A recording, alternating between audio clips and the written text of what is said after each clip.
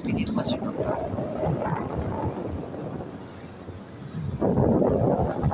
À l'origine, c'était une idée de Boris Johnson, alors Premier ministre, expulser des migrants du Royaume-Uni vers le Rwanda. Une idée qualifiée d'absurde par ses adversaires travaillistes et de dangereuse par les ONG britanniques.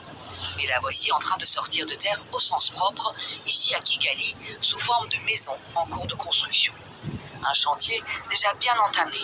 Il faut à peine 2 semaines pour bâtir la structure de chaque unité. Ici, un quartier entièrement nouveau est déjà érigé, avec des maisons témoins que l'on peut visiter avec le responsable marketing du site. Celle-ci, par exemple, baptisée Rêve d'un artiste, à 28 000 €. Avec ses 2 chambres, ses 65 mètres carrés, elle est la première d'une longue série. La première phase est censée se terminer en juin avec 240 unités.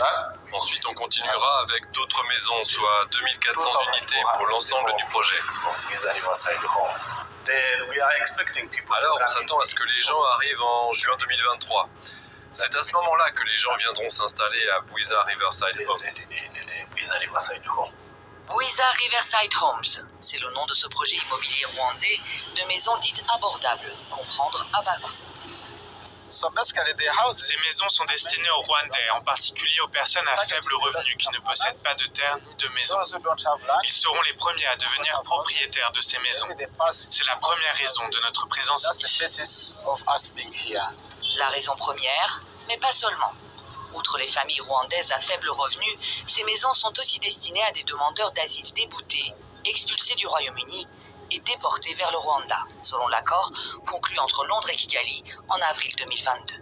Ces personnes, ces migrants, doivent s'intégrer dans la communauté rwandaise.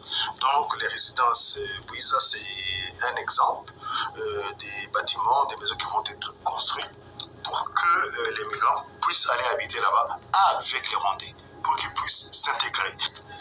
D'où la visite sur ce chantier de la ministre britannique de l'Intérieur, Suella Braverman, venue voir par elle-même les futurs logements des exilés déportés de son pays. La ministre a refusé que la BBC et le quotidien The Guardian couvrent ce voyage de presse. Mais sur ces images filmées par le quotidien rwandais des New Times, on la voit découvrir une maison témoin accompagnée de responsables rwandais.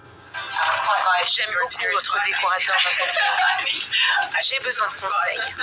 Des propos qui ont suscité un tollé en Grande-Bretagne, où des ONG et des associations de migrants dénoncent l'absence d'humanité de la ministre et l'incompatibilité de l'accord avec le respect des droits humains. L'accord a déjà été très critiqué par le Haut Commissariat des Nations Unies pour les réfugiés, ainsi que par le Conseil de l'Europe et la Cour européenne des droits de l'homme, qui a bloqué un premier vol de déportation Londres-Kigali en juin dernier. Voici le mariage. À l'origine,